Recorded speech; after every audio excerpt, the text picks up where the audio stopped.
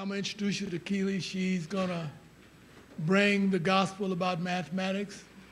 So without further ado, thank you very much. Keely Bird.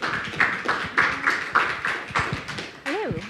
I am mic'd on my body, but I'm going to use this for any Q&A that occurs. So we'll kind of go about both. I'm just going to set this aside for now. Thank you, Vernon, for saying such kind words. You are all here to learn more about the formative assessment process.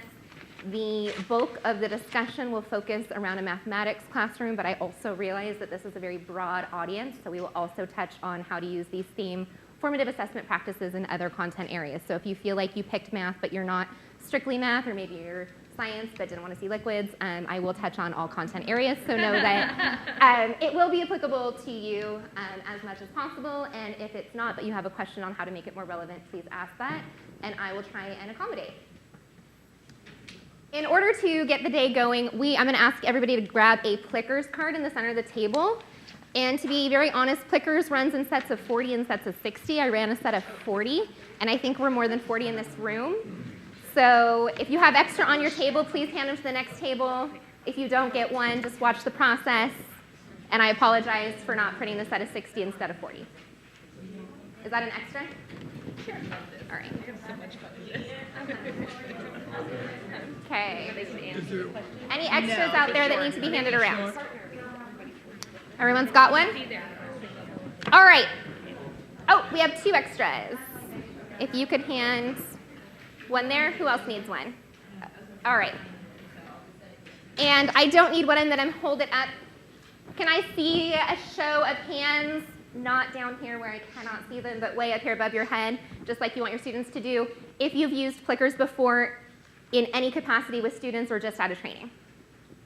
All right, so we've got about half the room, half not. Just to make sure you understand how they work, if you have not used them, these are an anonymous formative assessment tool that are low tech, but still make students feel like you are using technology. So this is ideal for schools that are perhaps not one-to-one yet. So each student receives a card. I have card 11 in my hand. I know it's card 11 because 11 is printed on every corner no matter which way I hold it. The other thing that is printed on each straight edge is a letter, A through D, and that is going to correspond with the choices that I have selected. So this is a fancy form of multiple choice, but you have the option as a teacher to do it anonymously or assign numbers based on, for example, an alphabetic roster. A student, when they have the card, can share their vote, which you collect using a piece of technology such as a cell phone or an iPad, anything that can scan using a camera app. And that data is immediately available either for you as the teacher or to share with the students depending on the context and what you are hoping to achieve. So let's try it out. I have a question posed up on the screen. I use formative assessment in my classroom, A, rarely, B, sometimes, C, often, and D, daily. I don't want to have any discussion on what those 4 words mean. Pick which one you think applies to you, and go ahead and hold that letter up. The top letter is what you are voting. So if you hold up C, you are voting often. It, again, needs to be somewhere above your shoulder or it won't scan. If I were in a school that had, for example, only Chromebooks, which do not have the ability to scan, I would just go ahead and use my cell phone as the teacher or anything that I had available in my class. This links to the account I've already created online. And I do not need to get very close in order for it to complete the scan of the room. So I'm not going to be walking around. I'm not going to be spending 10 minutes running every person's scan. If I've moved past you, you can put it down. It means I've already recorded your results. Would it read it that far out? Yep, I've read the room. So of the 29 that I scanned, I can come over to my computer and show you how we voted, because I don't necessarily need you to trust me. All right. So the first thing you can see, oh, we lost Miriam.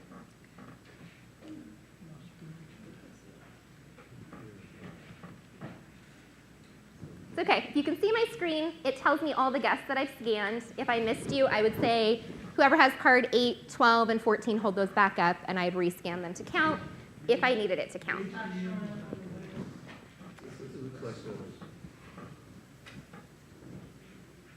Sorry about that. Thanks for being flexible.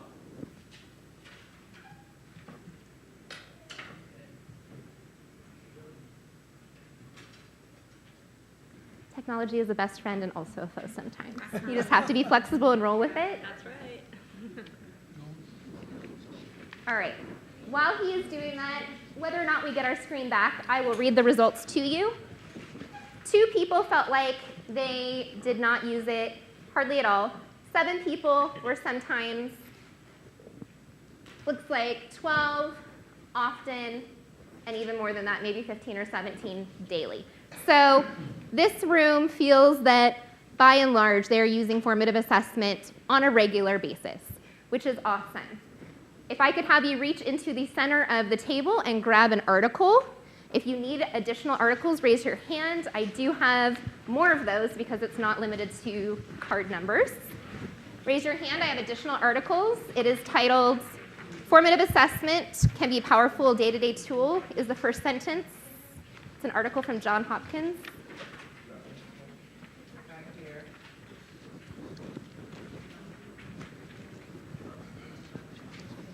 And if you could go ahead and actually read the article, the plickers. I think we are out of plickers. They only run in sets of 40. I think there's more than that in this room. As you are reading, look for one aha moment, one I wonder, and one yes and. So kind of that building statement that allows for also some argumentation if you feel that your opinion diverges from the opinion of this article. So go ahead and annotate as much as you would like, but those are the 3 things that we're going to come back together and discuss. An aha moment, an I wonder statement, and a yes and statement.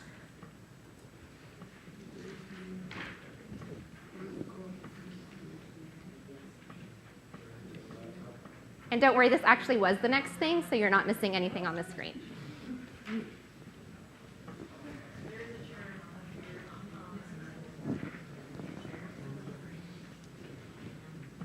If anyone wants to join this table, I'm hearing there's a couple chairs up here if you want to move up.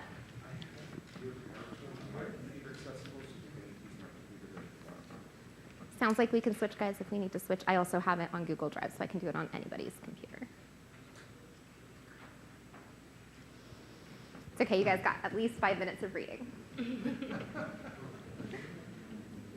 We're not panicking yet. Panic comes later. Yeah, we're good. We're good. You said you have this on Google Drive? Yeah.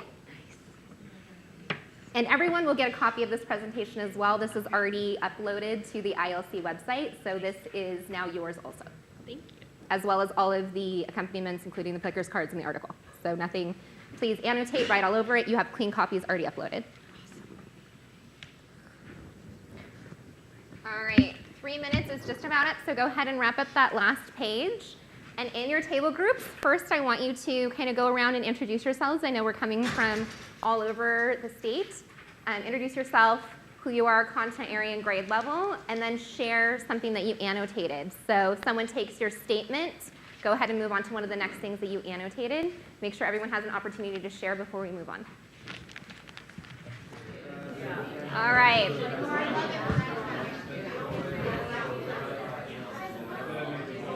So I am of a different variety, teaching middle school for over a decade, that I am not going to do call and response because everyone in here has college degree, potentially master's, potentially doctorate, and not everyone appreciates being clapped at when they are grown-ups.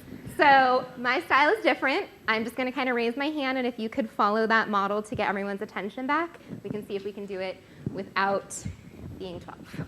So everyone got a chance to share out in their groups that were larger than 3 or 4, and I heard a lot of I wonders as well as a lot of ahas. Can I have somebody spontaneously share out? I'm going to hand you the mic because this is being videotaped for the ILC, to share something that either they themselves discovered and shared with their table or something they heard at their table that they also found was an aha or an I wonder moment. If not, I will pick on you. Yes. The machine here. Yeah. So I was talking to my colleagues, and Kelly here mentioned that there was a sentence that said, this means focusing on what students will learn as opposed to what they will do. And, as a teacher, and like she was saying, being reminded of the fact that it is about what they're learning, not how she was saying, she designed the perfect lesson plan of what she would do. And that's right. I love learning about formative assessment, and yet you still get another new perspective, a new way to look at it. It's about what they'll learn. So, good job. I like that. All right. Who would like to build on her statement or share a new statement? Mike's going to find someone. It's on. You're good. We talked a lot about that second paragraph or that second section and the teacher's role on that first page. And we also were talking at our table about having the students kind of help along the way, kind of be in the process with the teacher. So we like that. So that sense of ownership and buy-in that they're part of the decision-making team. All right. Anybody else? There's 2 more pages. I heard really good conversation at the tables, and then everyone gets quiet, just like our students, right? Conversations happen. Javier Gonzalez here on middle school. One of the things that we mentioned at our table here is we wonder how many educators out there still see formative assessments as a test. Yeah. Yeah, I think that that's a really valid question that we should continue discussing. And I'll just grab the quote that was on, I think, the 3rd page. I used to do more, but now I do less. And you can take that in so many ways. But, that's really a positive. We're so adept and knowledgeable, especially in the content areas that we teach, because we do it every day over and over again. And if we put the kids in charge of the learning, they'll become the experts. I like that. All right, how about 2 more comments? Go ahead. And what I'm finding as I continue to grow in that practice and leave my students, as much in charge as they can be of where we're going, is that they are harder on themselves and they take themselves much further than any lesson I could have planned. Yeah, I would fully agree with that statement. They are their own worst critics, as we are usually of ourselves as well. So I'm Kelly. One of the things that I wondered about was kind of the discussion about metacognition and having the students reflect on their own understanding. And there are things that I feel like I'm doing from this, so it's a reaffirmation of that, but also having the students reflect on what strategies did they see used, and then kind of their next step of planning, what am I going to do next? Whose strategy do I want to try? What direction am I going? Kind of as their feedback and their reflection on what they're doing. And I promise she's not a plant, but we're going to see exactly what her question just was in video format and a few slides from now. So that question, or at least one way of doing it, will be answered for you. All right, so I have a few questions that came up more in the groups, but nobody wanted to risk saying out loud.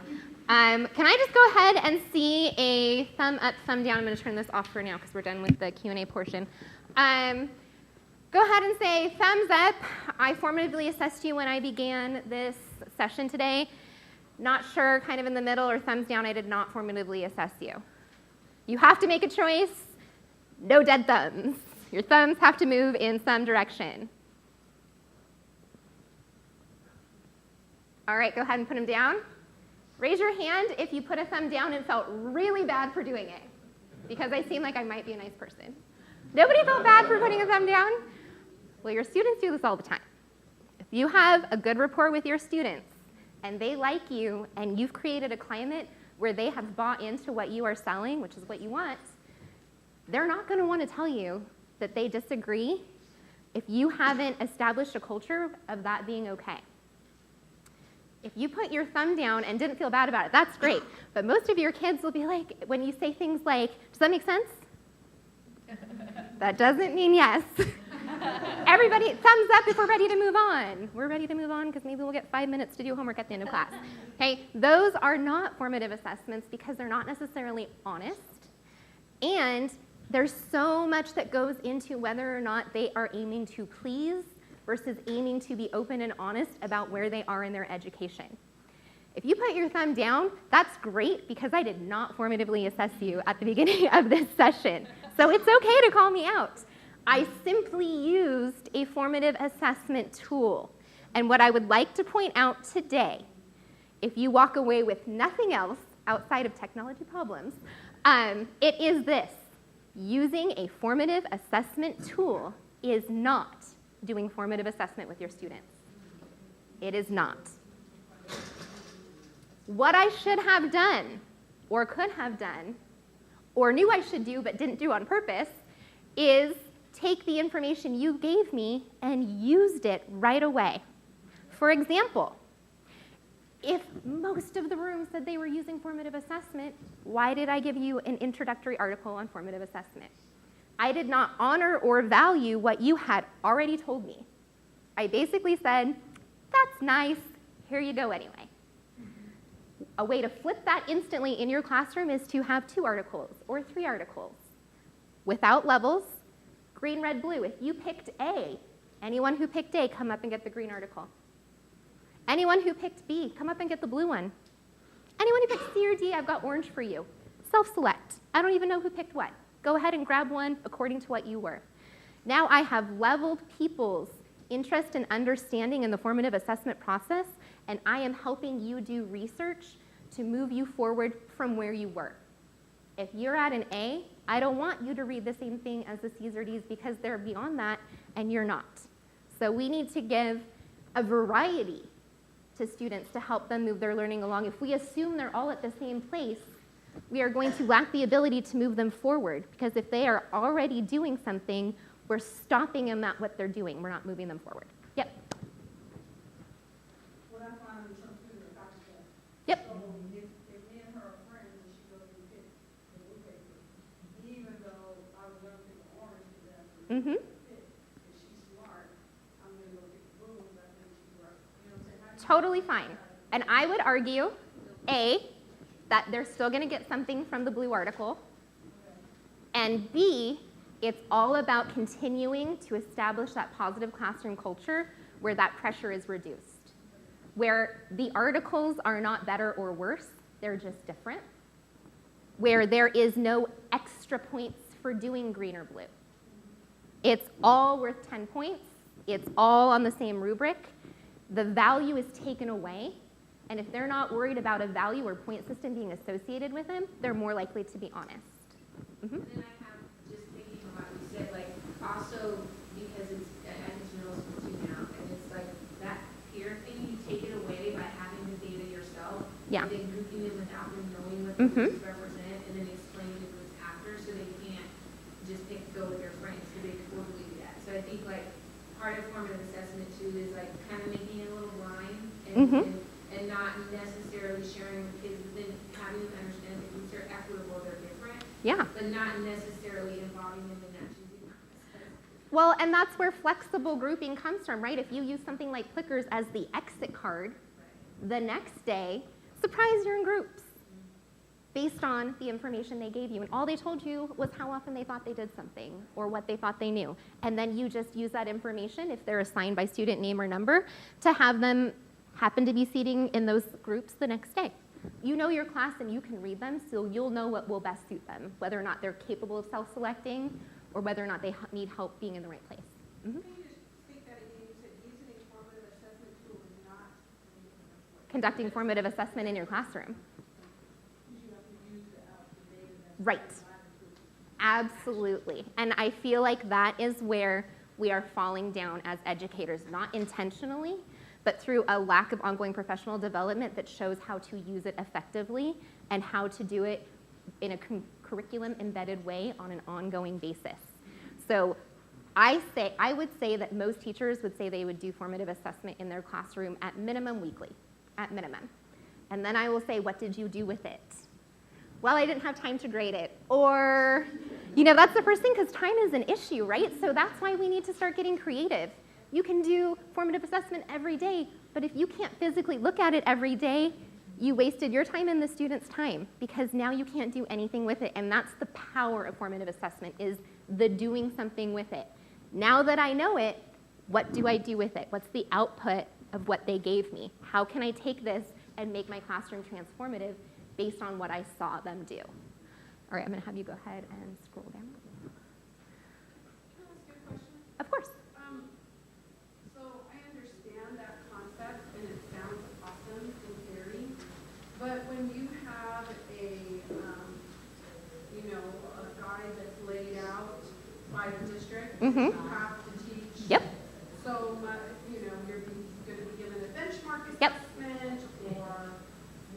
within a time period. How do you constantly navigate between those two things, like using the information effectively and going back and facilitating that process and having to move forward? Yeah. Because you have to move forward. I think you would be lying if you were sitting in this room not feeling like there was a small amount of that pressure from whatever district that you're coming from. That's the reality of education. And what I would say to that is it is not about adding something to your workload. It's about replacing it with something that you're already doing so that you can use it more efficiently.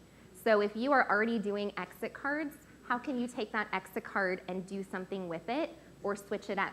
Exit cards aren't bad. They're a great formative assessment strategy, but so many times I see those build up on teachers' desks or even just get recycled because you wanted the students to think you were checking, but you didn't have time to really check. And even in those situations, I would encourage you to pull 5 per class period if you're at the middle school or high school level and say, I don't have time to read 175 tonight. Maybe I'll read all of them tomorrow night. But so that I can do something with the information I just gathered, can I pull 5 per stack? Or can I look for 1 low, 1 medium, and 1 high student as a representative sampling of my class periods to see who's walking away with the information I wanted them to walk away with today? So is it necessary to make sure the district understands that there's a distinction between process and testing? 100%. So when we're talking about formative assessment, we're talking about process, we're not talking about testing. So when they're pushing you for that, they have testing.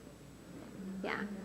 And piggybacking on that, I think part of the ILC mission is to train teachers, but also part of our mission is to be the point of the spear and say, we're well informed, we can communicate and empower other teachers to talk to admin about best practices, collaborate with our CTA locals, and create the change we want to have. And anyway. And the other thing I tell teachers that I work with, you can get all of this time back if you stop entering it into the gradebook. You can get all of it back then and there. You do not need to enter exit ticket in your gradebook as an assignment, even if it's only 5 points, and go through and tick off every kid that did it and give them their 5, 3, or 1. Formative assessment, by nature, is not supposed to be evaluative. It is supposed to be information for you to know what the students need for tomorrow, or information for the students to be cognitive about and make a decision for their own selves on what they need to do tomorrow. That is the purpose of formative assessment. So if that's not how it's being used, again, it's being manipulated a little bit outside of what its original intention was. This image I just really like because I think it helps people get it in a more visual way. So formative is when the chef tastes the soup before you give it to anyone else. And then the summative is when the guest tastes the soup. So you don't do a formative assessment, it was the exam. You do the formative assessment way before the exam takes place, so you already know what they're going to get wrong. And then that assessment's not a gotcha, I knew you were going to miss it anyway. It's a, I knew you were going to get it wrong last week, so my whole week from now is preparing you to be better equipped to answer that question correctly. Because I already knew at that point you would get it wrong, and I am here to support you to get it right by the end. Okay, go ahead. Yeah. Is it possible for you to share a PowerPoint that we can share with our staff when we go back? So this whole thing, the ILC has a folder uploaded. If you go to Edmodo, you are going to find all of the resources here, and you are welcome to take this and use this in your own districts. And this would be the opportunity for you to share it with teachers or give it to principals or a leadership group. All I would ask is if you could keep my name on the bottom as some kind of slide credit so that it didn't get completely distorted or just know where it came from. The formative assessment process allows educators to achieve a clear understanding of where their students are in the learning progression. So it's not an end goal. Where are you on the continuum? Are you at the beginning of the continuum or are you closer to the end of the continuum? Knowing that all places on the continuum are an okay place to be and is important to be reflective and self-aware of where you are so that you know what the next step is. The end goal might be the same for everyone, but the steps to get there are going to look different and need to look different because if you're all the way at the end, you've got a lot of growth to make.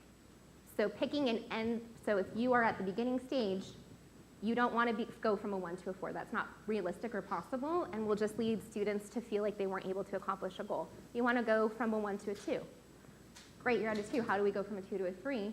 A 3 is so close to a 4, all you need to do is this extra step and you're there.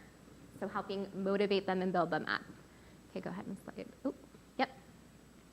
And it's also a deliberate process. Teachers and students do during instruction, never at the end of instruction. If it's at the end, it's by nature not formative. And adjust ongoing learning strategies. So a teacher who sits down, I was an instructional coach for 7 years, teacher who sits down and is like, I've got my whole year planned out, made me go, oh, I'm so scared for you. Having the whole year planned out is amazing from a teacher perspective and a nightmare from a student perspective. Because even if you've been at the same school for 10 years, teaching the same grade level and content area, your kids are always going to be new. They are coming in now with a couple years of Common Core under their belts. They could be coming from a district outside of your own that have been doing Common Core for 5 to 7 years. Maybe they were an early implementer. You don't know what they already know. So planning an entire year's worth of curriculum to instruct them on something they may already have more knowledge than you anticipate is not effective for you or them. So you want to constantly, you could have a core outline, and your districts probably do have those traditional curriculum maps if they're stuck kind of in that cycle. But it needs to be flexible with ongoing adjustments based on what you see the students coming in with, either as a positive, hey, they know so much more than I thought, or as a negative, ooh, I've never seen a group of students not have this critical component. And that's going to really start happening with NGSS science. There's going to be gaps. There's going to be grade level changes, and there's going to be things they didn't get. So things that your students always knew coming into 8th grade, they're not going to know anymore. So we have to be ready for that and be flexible and make adjustments without putting the blame on the students that they should already know this. It's okay if they don't know it. You are their teacher. You're here to give them that information. And this is just a reminder that assessment literacy is an ongoing process. So you're going to elicit the evidence from the students through clickers or any other format. You're going to interpret that evidence that they gave you. You're going to give feedback that is timely and relevant to the students, or they will give each other feedback. Modify your instruction based on what you saw, and then clarify to the students how you modified it and what you're doing differently. They need to know what collectively was an area of weakness, or collectively you saw lack of thorough explanation. It shouldn't be a secret, like, there were parts you guys didn't really do good on, so we're going to work harder. Work harder on what? What didn't we get? Because there are students who are sitting there thinking, I nailed that. I did awesome. I wrote the whole card, and then I wrote on the back of the card. And you know that that whole front and back were not at all related to what you asked. But they feel really good that they wrote so much information. So they need to be aware that that wasn't what you were looking for. More is not always better. Sometimes a succinct, short answer is exactly what you were looking for. And this is, of course, part of the curriculum embedded assessment process, with now our end goal being success on the Smarter Balance as one summative measure to help measure student success against others. There are 4 purposes of the formative assessment process: clarify intended learning, elicit evidence, interpret evidence, and act on evidence. This, in and of itself, could be its own PD session, the 4 cycles of formative assessment. So if people are interested in taking this further as a PD2 or something completely outside of what you're seeing today, that in and of itself is a large topic that could be covered. Okay. Under clarifying intended learning, which is kind of that first clover leaf, there are 2 important components. The first is the learning goal, and you saw that discussed in the article. The learning goal should be clearly stated and also involve the students so that they feel empowered and part of the process. This used to, back in kind of the California standard days, look like sometimes they would put 1.9.2 and then list the actual standard. And I would encourage you just to phrase it instead as at the end of the day, I will understand, or I will know, or I will do is still sometimes okay. Sometimes they do need to do something. But let them be participatory in that conversation. And then have success criteria. So how do you know that you got that? My goal is to be able to do it. What does doing it look like? What scale or rubric am I going to use? And making sure students have that ahead of time. I can't tell you how many times teachers are like, I did all of this, and I graded them on the rubric and handed it back. And I say, was the rubric published? Was it up there? Did they have it? Well, no, it was for grading. And it's well-intentioned, right? Because the way that we were taught, especially if it was pre-Common Core, is not to give everything up front. Some teachers even told me that's cheating. They can't see that ahead of time. And we kind of need to flip that notion on its head. All information should be given up front, including how it will be scored, what rubric is going to be given. Because that's college and career ready, right? To do your job, you have to be told up front what your job is. No one walks into their job and their boss says, guys, I guess you got to figure it out. Go talk to some people and take your best guess on how I'm going to be scoring you. No, we're teachers. We have our 6 professional development. We know how we're going to be measured. Students need to know how they're going to be measured. Or if they're not going to be measured and it's merely for their own reflective growth. And it's okay for it to not be measured. This is just an example of a student outcome, something they would keep in their journal, of days where they could reflect that they felt they had mastered that standard or participated in moving forward on that standard. So for example, if this is Unit 5, Systems of Linear Equations and Inequalities, here's the learning targets. I can identify solutions to systems of equations in various forms. Here's the date that I feel as a student that I did that or worked toward it. If I write down those dates as my own, I can look back at my notes that I dated that day. I can look back at the group work I did at that day. So those dates are now a reminder to me that those were days where I felt successful. And if I forget later on, I can go back and track that. I can flip back to Unit 5 and say, okay, where were those days where I felt successful? Let me use those as anchor pieces to move forward at what would be the next step up from that. Yeah. Feel free. Anyone can shout out. Okay, so I've supported math teachers who have students who are unable to work with systems because they don't know how to do operations on integers. And so let's say your year in math is divided into modules and they're unable to successfully complete module 1. But when they do, there's so much that they have to catch up with. So at the end, they're doing the numbers game and they're thinking, well, I'm not going to pass math 1 anyway because I don't even know, I'm so far behind. So you are looking at results of various types of assessments, formative and summative. But it takes a certain kind of, I don't know, I'm a coach, so then the way that I motivate my teachers, and we kind of run out of ways to support the students who are behind in that. Yeah, and I think that that's really common. Do you have a response you want to share to that? Yeah, actually, one of the best things I've seen actually our teachers right here does this, because our students come in lacking a lot of skills. So her block is they don't know how to do integers. I do a 1-page on integer rules. It's in their notebook. They keep referring back to it. But I teach the grade level content. Yeah. So you can't teach everything that's missing there. You fill those gaps that way, and then you have a reference to go back to, and then over the practice of the problems, it's embedded. And that seems to have, she's had a lot of success with that. I like that. Go ahead. So same kind of thing with piggyback, but in San Francisco Unified, they do complex instruction. So it was very contentious because you had extremely high performing kids and extremely low performing kids. And they used to have honors courses in middle school. They got rid of all that. Everybody's an asset. Boom. So what complex instruction is also about equity. And so you have kids that are all together and they work together in these groups. Now, I mean, it definitely needs to be supported at the district level. There's coaching and training and all that. But there are some elements that I feel like, because I came from a traditional system and I just spent my first year in complex instruction, definitely some elements you can use because it's very interesting and I'm going to agree that you have to teach content level because I struggled with that with complex instruction. I had these super high performing kids and now I'm just like basically teaching at that level. And what happens is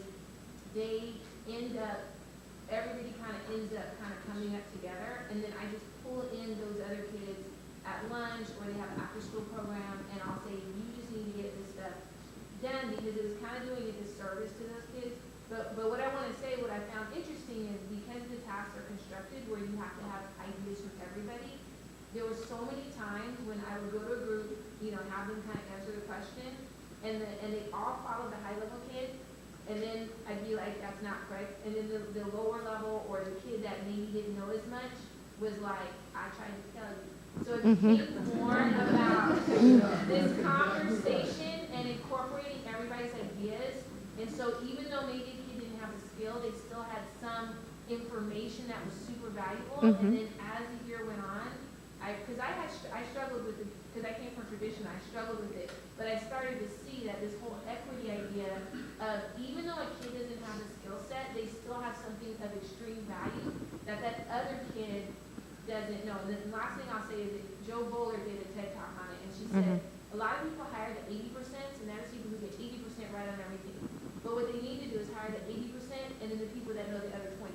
So even though the other 20% person looks like an F student, they have something that the other group doesn't. So I would say that that's kind of like the idea that I would go into the classroom with, is that those kids have some value to bring that the other kids need. Yeah, I would fully agree with all of those statements.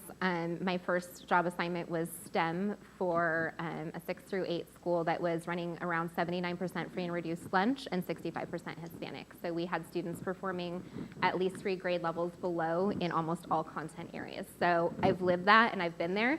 And I would say the best thing I ever did for my students was reflect on my own practices and acknowledge that I was doing things that were holding them back. So the way that I was taught and the way that I initially came into education was things like, if you wanted to use a calculator to solve an equation, you needed to have an IEP or 504. And I am embarrassed to admit it, but I absolutely will admit it because I've grown from there, that I did enforce that the first few years of teaching because that's what I was told to do. And it wasn't until I reflected on whether or not that was an equitable practice and whether or not I was withholding students from being successful by being that rigid, that I realized that the more tools I could give my students to be successful, the more that they were going to grow and eventually not need those tools because they would get there. So whether it's a calculator, whether it's a multiplication table, and I don't care if they're in 8th grade, I don't care if they're in 12th grade, I don't care if they're in 1st grade. If they need a tool that can be successful when that tool is given to them, I see no reason why under the UDL framework they cannot be given that tool. And that's really where SBAC is going to. We never used to be able to use these kind of tools on the state test. Even if they had accommodations, they were taken away for the test. And now it's about 21st century skills. What do we all do when we don't know how to do something? We pull out our phones, we look on the internet, we use tools. So we have to give them the tools and teach them that it's okay to use and need tools so that they'll feel good about using the tool and not be the only kid in the room who needs a tool. Everyone needs a tool if we're being honest. Let's just give them the tools and let them use the tools. Because what are we assessing? Are we assessing 2-step linear equations, or are we assessing their multiplication skills? If we're not assessing their multiplication skills, give them the multiplication so that we can assess their 2-step linear equation skills, which is a very different set of skills. Nate, go ahead. I don't know how to really say this, and it's sort of been bothering me for a little while. I'm trying to think, and I'd like your help. How are we going to help our teachers share and get past the idea that formative assessment isn't a test, get them to understand what formative assessments really are, and really work on them for a whole year? You know, I've tried to get teachers to start talking more about formative assessments.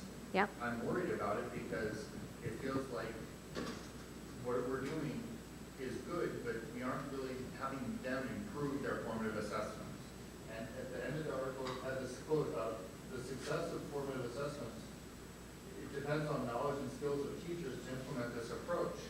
I feel that we need to work with them and make it more than, this is something we're doing in September. Right. And also, we're going to have to, let me just say, I don't really know what formative assessments are. Maybe that's what we need to start doing so that other people can feel that it's okay to not know that. And then someone else can say, hey, I want to be your friend, I want to help you, I want to be your colleague. Sorry, I'm not talking. I wasn't going to talk this long. Okay.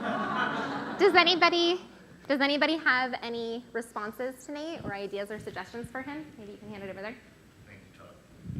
I'm not sure that I have anything that's right, but one of the ways that we've gotten some teachers to buy into something new and something that's really different is by helping them see how it simplifies their work. There isn't a teacher, at least in secondary, where my world is coming from, there isn't a teacher in any building in secondary that doesn't have a pile of things to grade and have way more than they've got time to really give proper feedback on. So when I hear something like this, to me, it makes really good sense to couple it with sort of some constructivist teaching strategies, some collaborative work. And so when our kids are working collaboratively and they have multiple ways to enter, like with multiple levels of an article to read, let's say. Now all students have something to contribute, right? And so the aggregate effect of that is higher than it would be if we were just assessing the individual knowledge that sits behind an individual desk on an individual piece of paper that stacks up into a stack we can't get to or provide feedback. So if we can get our kids into 4 or 5 or 6 groups, we can conceivably bring down the teacher's workload by 75%. And provide really good feedback as a result. And by showing them that if we can combine this and this, your workload goes down, student empowerment goes up, your life is better, they learn more. That's usually one way to get people to buy into something new. Like, really, I have to work less? And the kids have to work more and own their effort and the strategic outcomes. They have to own their own learning? Yes. And if we find a way to really talk about it from the teacher's point of view, and I don't mean that in a cynical way, but from the teacher's point of view, why is this beneficial for the job they're doing? And they always say, I can't get deeper, I can't get that work back to them, I can't get it all entered in the grade book. Right, because we built a system that puts too many kids in classes, with too many frequent transitions from class to class, bell to bell. I mean, we built a system that's really, really challenging for a really efficacious and dedicated teacher to succeed in. So that might be a way. Yeah, I like that. Go ahead and hand the mic over. Anybody else? Right behind you, Vernon. Huh? Actually, mine is kind of a new subject, in that you mentioned, give the student tools. Yeah. And maybe I'm still learning how to do it properly, but there's 2 things I noticed. We gave them some Chromebooks to use, and then we used Desmo, and we had them, do some work, and they were all happy.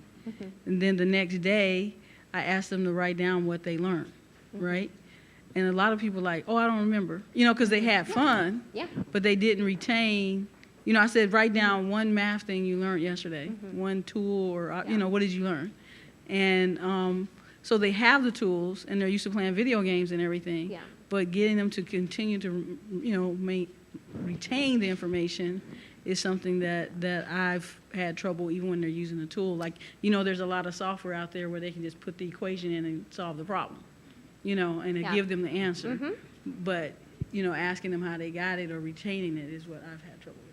I wonder, and I don't know the answer to this, what would happen if you asked them, instead of what did they learn, what mathematical practice did they use?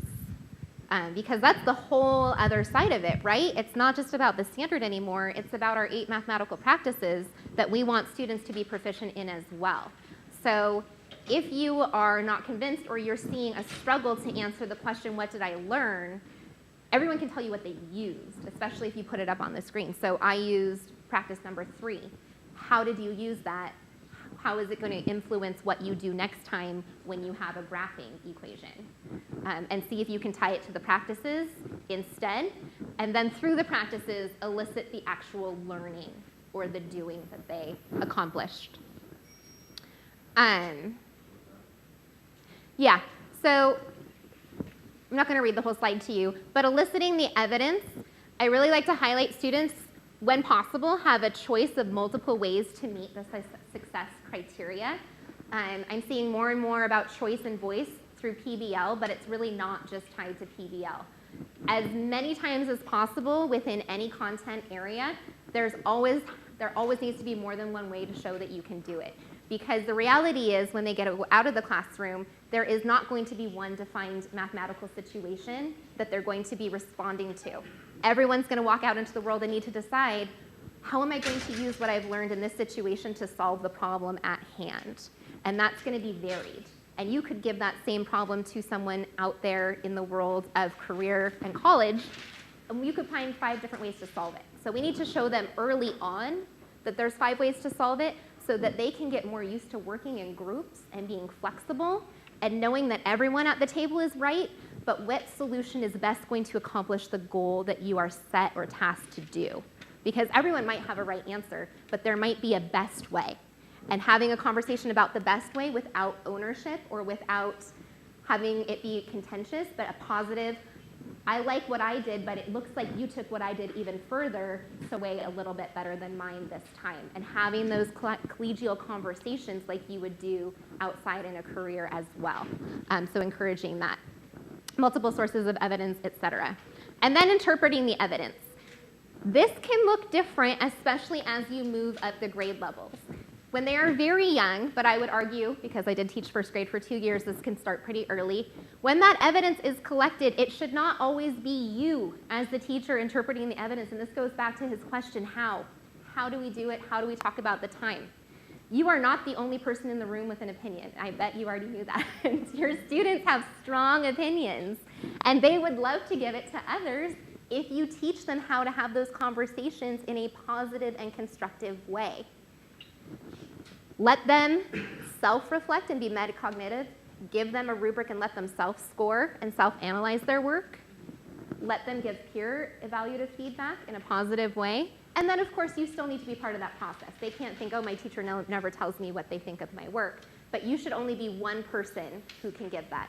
The caveat I will say is that students are not always correct or as constructive as you would like them to be. So that is another for a different day, but building a classroom, again, that has explicitly taught them how to give appropriate contextualized feedback. Go ahead. And that is something that does need to be taught.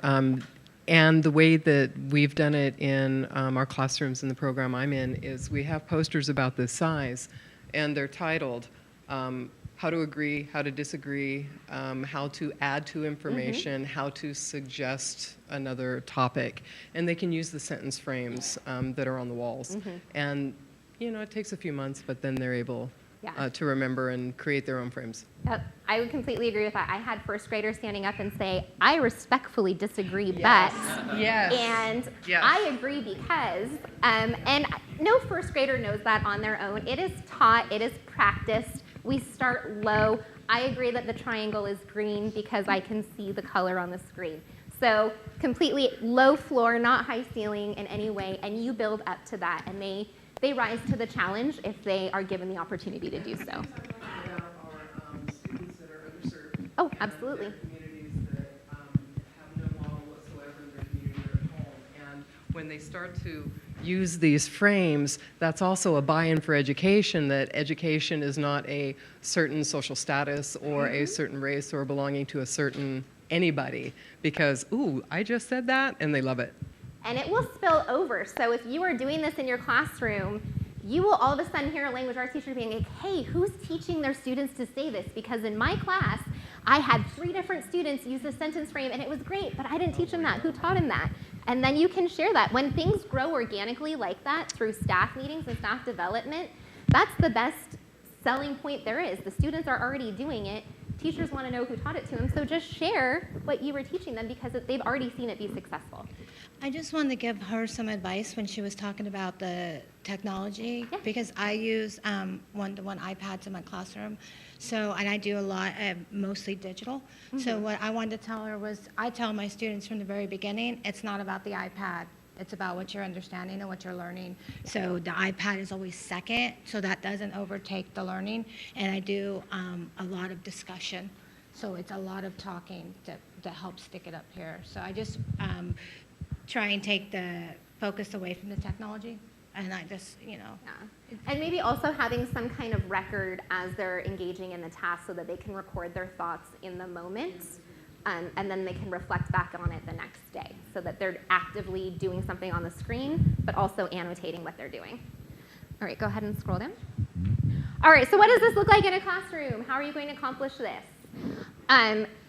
What you are going to see, I need you to trust me a little bit on because it is not a math example. This video is in a language arts classroom in an elementary setting, and I promise you, I have scoured the internet. There is no better video of a learning continuum than this example. If you find one, I challenge you to email it to me immediately.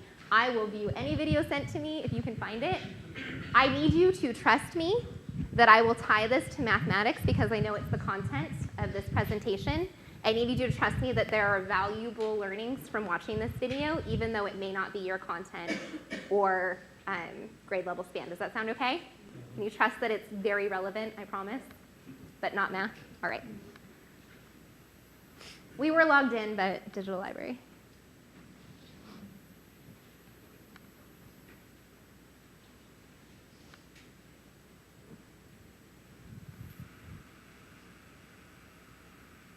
We won't watch all 9 minutes. But again, the link is there for you to do so at your own time. So readers, today we're going to be using a new game continuum to think about how we are tracking things that pop up in our reading flows. And we're going to use this continuum the same way that Well, the speakers are supposed to be. inference continuum. Can you pause it? Very helpful tech person, can you assist if possible? The tech gods are not shining on me today, as is apparent. I really want you to be able to hear it though. Watching a video that goes like this is not a good use of your time. So we're gonna either have it be a good use of your time or I'm going to summarize what we would have seen. But ideally, you will see it and hear it. How we are tracking things that pop up in our reading. All right. And we're going to use this continuum the same way that we've used our inference continuum. And what I want you to do, just to jog your brains and make sure that you remember how we do this really fancy continuum work, is turn and talk a little bit about how we've used our inference continuum in the past, how that's Do I need to dim the lights or are we okay? goals for how we want to infer while we read. Turn and talk a little bit about how we use the inference continuum, because that's going to help us today with how we use the theme continuum, okay? So I want you guys to turn and talk about that now. What type of work have we done with the inference continuum? Like they read their book and they just decide what they and the audience who sees them can disagree or agree or be unsure to say whether they think it should stay there or whether it should be thinking by growing our inferences a little bit more to make it better and make it to the end of it. Goals. So I want to tell you what the theme continuum sounds like. It sounds like at the lower end of the continuum, my universal lesson isn't really universal. It's specific to the book I've read. Not many people in the world can learn from it. Probably only the main character in the story, right? Can you guys see how that's the low end of the continuum? And then a little further along, readers, my universal lesson is supported by a few isolated details or events from the book. We all know what isolated means, right? I might have pulled one idea from, the middle of the book and one idea from the end, and then I say, poof, here's the theme. Here's the lesson learned. It's kind of medium in our path of thinking about theme, right? But as we move further along, our continuum says, my universal lesson is supported by many events that are linked together to show, what's it, August? To show patterns in characters and plot across the book. That's the work that we have actually been doing in the House of Taylors. We've been tracking the patterns and events for the main character, Dina. What's been happening historically, the events. Haven't we been tracking the patterns, readers? And then, if you are really, really, really good and proficient at doing theme as a fourth, almost fifth grader, you might be at the end of the continuum. My universal lesson is supported by many events that are linked together to show patterns in characters and plot across the book and addresses a relevant social issue. So all of you guys have post-its in front of you where you've summed up. We finished the House of Taylors as a read aloud for the whole class. And you guys on your post-its have summed up what you think the theme is. Lillian, can you share your post-it with us, please? Okay, so my theme post-it for a House of Taylors is one of the themes in a House of Taylors is try your best to achieve your goal, because when Dina wanted to see her French friend on the other side of the river and Germany and France were at war, and Dina tried to see other side of the river that could risk her life because she could have been accused as a French and been killed. Also, when there was a fire in the tenement, Dina went up in the burnt tenement to find her money and if it was burnt or not.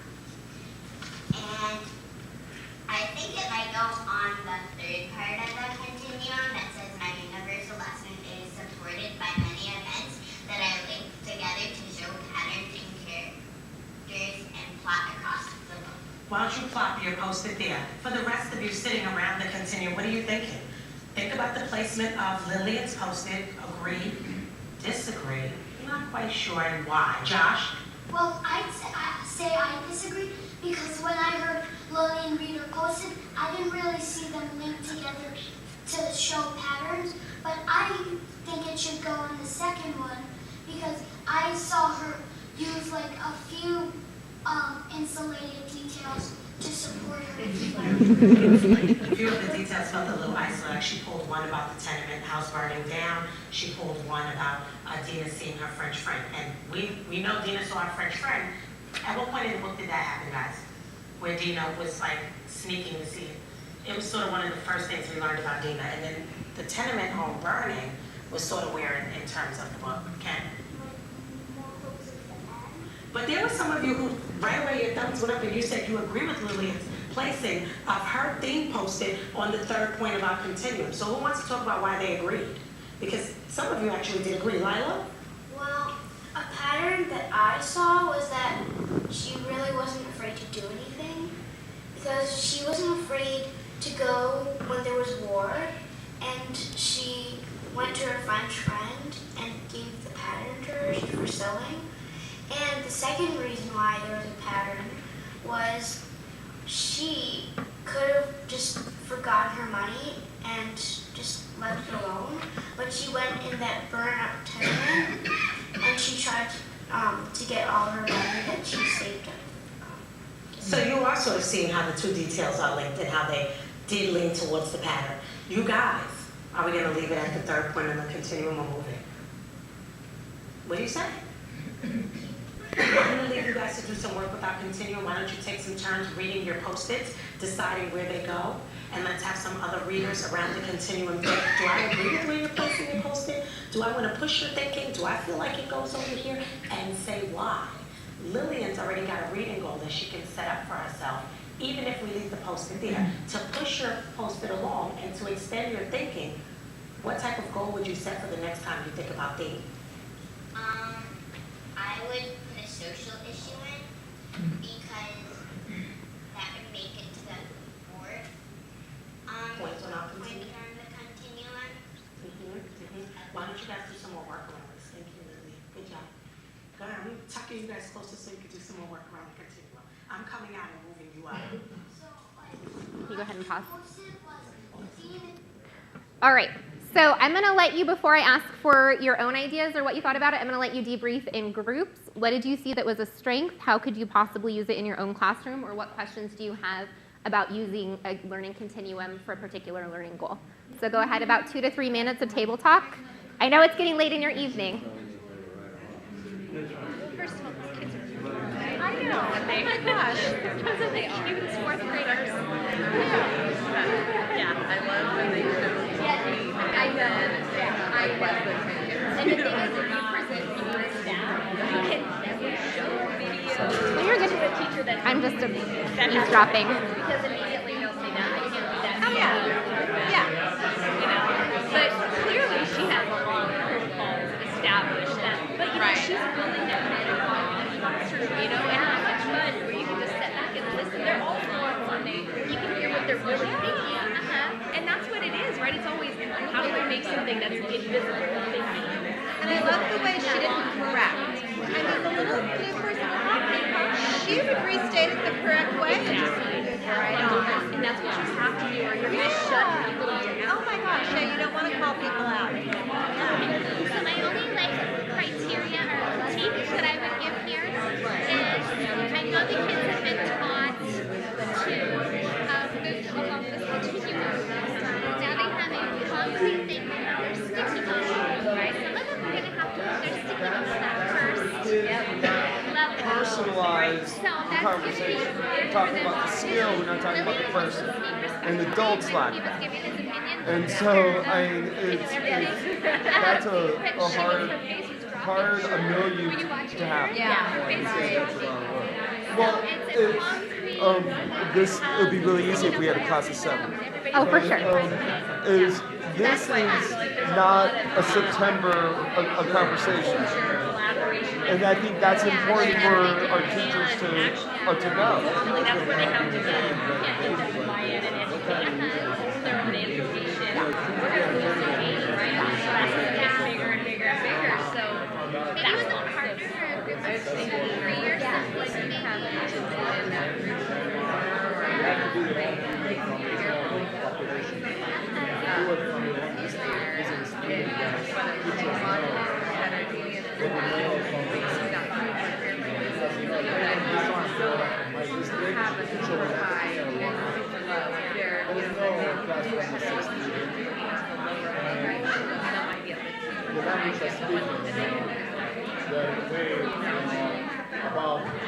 Do you think she used the public course standards to filter her teaching? Is that where she got it? I think what she was taking was any kind of a rubric and calling the rubric the continuum. I think she was trying to get the students to recognize it's the same rubric saying there's a continuum. So we start at 1 and here's a 2 movie and here's how. So how do you get from a 3 to a 4? And I like that. I know. Yeah. I think giving them a picture of the training session, framing the video the same way Keely did would be really helpful and stop teachers from walking out. Saying, acknowledge the deficits in the video, but focus in on the one factor that you want to You know, like when they walk in, sometimes you'll just have them come in from the day before, give them a post-it note, and as they walk in, just put, I understood it, I kind of understood it, I can teach it. Right? Just have them like, just tag you, but actually,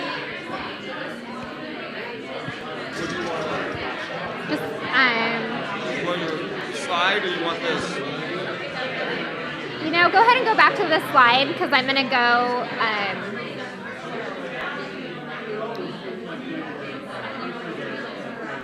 Because I'm going to. You were right here. You were there. No, one more. You want this one? Yeah. Gotcha. Because this is what it would have played from. Right.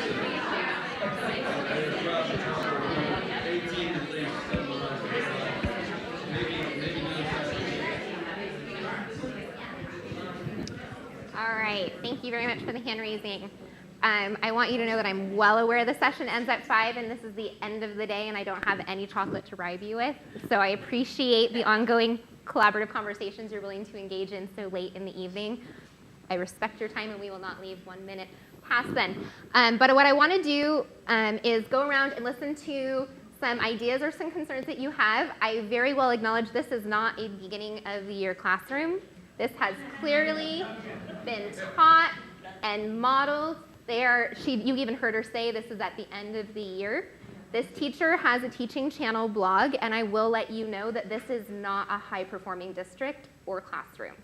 So this is the result of a teacher who has worked very hard with her classroom to develop academic language over the course of a year. But it is not representative of necessarily a Palo Alto by any means. Who would like to share questions, aha moments, yes and statements, concerns, anything that you noticed? And I'll remember to do the mic this time. I wish, right? Dream job. Dream job. Yeah. Sign me up. Sign me up.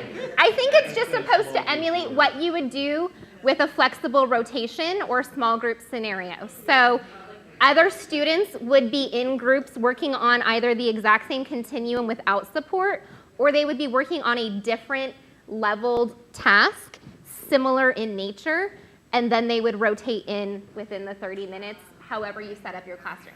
So that was meant to emulate a teacher working with a small group, not a whole class. But you could lead a whole class discussion in a similar fashion by taking volunteers. I also don't want anyone to feel intimidated by the laminated teacher chart. I have seen this done. I mean, basically, this is what this is like 4 corners on crack, right? This is 4 corners, depending on what you put the question to, on a whole new level and used in a much more academic way. So you could start it with 4 corners and work your way up. This is also something that I have seen done on something as simple as an 8.5 by 11 stapled across the back of a room, or using magnets to put on a whiteboard. So you don't have to have a big, laminated chart. You could simply have students put sticky notes under a quick chicken scratch paper that lists out the expectations, or if you want to get real fancy, print it out on your printer. But that's really all it's going to take. Yep. So I got to do my job.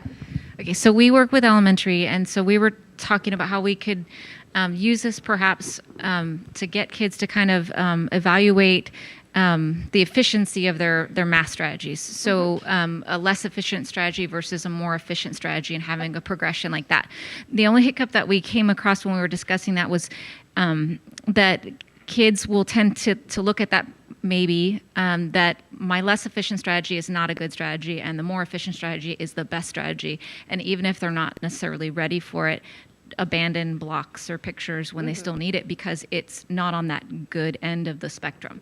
So we were trying to think of ways that we could use this and still make it sort of a personal assessment for the kids and not quite so public. I don't know. Yep. Other questions or comments? Okay, go ahead. Can you scroll down? So we both went to AVID training, and we saw 2 things you could do with math, and that is one, you could have the continuum be the Costas level of questioning, and then the other thing you could do with the continuum is do the 8 Common Core mathematical practices, and then have kids do Post-its with those. So. Do you want to see that right now? Oh, it's actually there. All right. So I promised if you trusted me to watch a video that was not about math, I would immediately tie it to math, which I'm going to do right now. So this is in this example, students analyze their own response to the following question. Determine the perimeter of the inside shape below and describe how you determine the solution. Is this the only way to find the perimeter? If not, how else could you find it? There is a grid, there are unit measurements, and there is a scale. Go ahead, next slide. Actually, normally, no, actually go ahead and go back up. I'm going to give you guys 60 seconds to solve this on your own.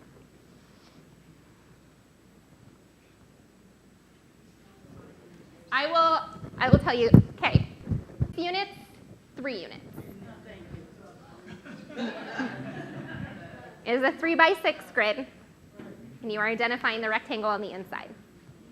Even mentally, just have an answer, but have the y, not just the number, have the y.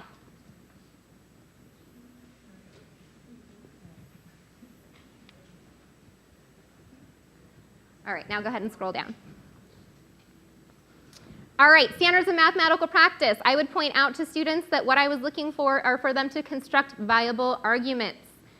Here are the different levels that I am looking for. An initial understanding of constructing viable arguments would be explaining their thinking for the solution they found. That's a great jumping off point. You know something. To go into the intermediate levels, so let's say our continuum is only 3 on the scale, explain their own thinking and the thinking of others with accurate vocabulary. Vocabulary is huge, especially on SBAC. That is no longer just a language arts issue. Vocabulary and accurately describing your thoughts and ideas in a succinct way is now very much relevant in the math classroom. Because look at advanced. Justify and explain with accurate language and vocabulary why their solution is correct. This is math, and this is absolutely what we are looking for on the performance task. All right, go ahead. And here's my continuum. I threw in some other language. This is something you might want to try. It's very generic. Trying to understand would be your 1. Developing, developed, and then highly developed. So all of those are positive words without negative connotation. Trying to understand, here, this student, I multiplied the length by the width of the rectangle and got 18. Raise your hand if you also got 18. Keep your hand up if you found it the same way. Ooh. Okay. Highly developed. First, I use the standard algorithm, 2 multiplied by 6 plus 2 multiplied by 3 equals 18 units because the formula for perimeter is twice the length plus, oops, that's a typo, plus twice the width. However, I could also use the grid to count individual units around the rectangle. There are 18 units going around the outside of the rectangle, so the perimeter is 18, see below. And then the student has written in their count of 18. Very different answers, but now this student who is trying to understand has seen an example from their peers in their own class of what the end goal could be. This is highly developed, right? The English, the grammar, the explanation is all there at a highly developed level. They both got 18, but why is this trying to understand and not maybe developing? The vocabulary and then use the wrong formula, which happens all the time, right? All the time. Area and perimeter get switched all the time. So just getting 18 is not enough. On the California standards, they would have got 18 and they would have got it correct.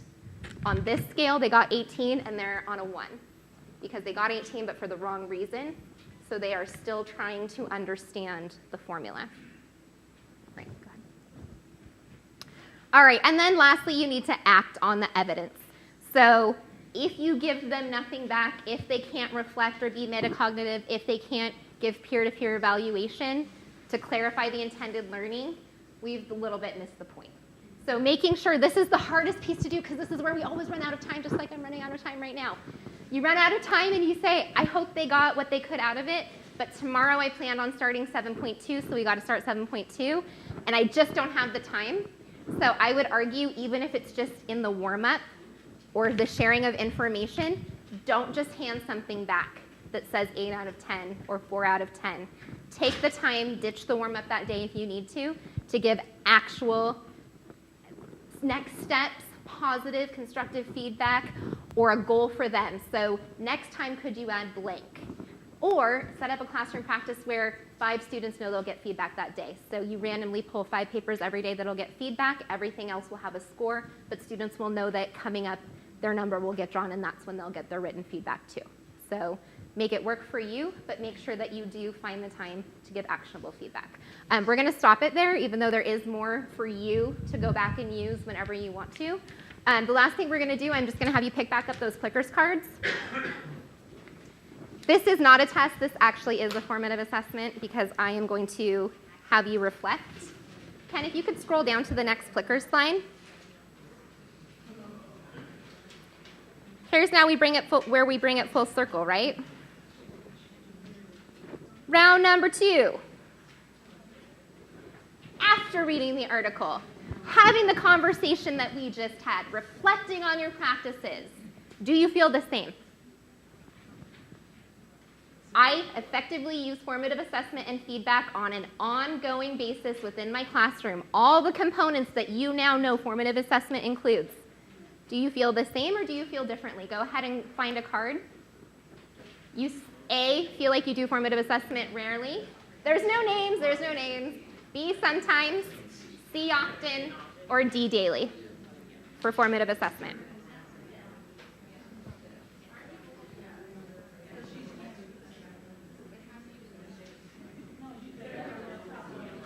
I'm sorry, what was the question?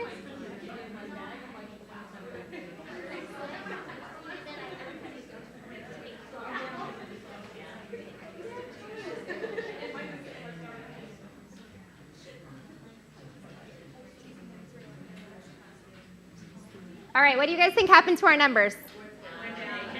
They changed. All right, so I'm not going to show you the screen. We're not even going to try and pull it up right now. I'm just going to read it to you.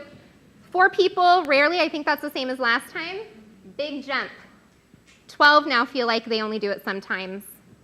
5 often. And we still have 8 people that feel like they do it daily, so give yourself a pat on the back. Often daily is fantastic.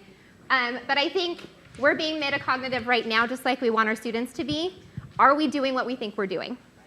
And if we're not, what steps can we take as educators to change that? Thank you very much for your time. I'm going to turn it back over to Vernon.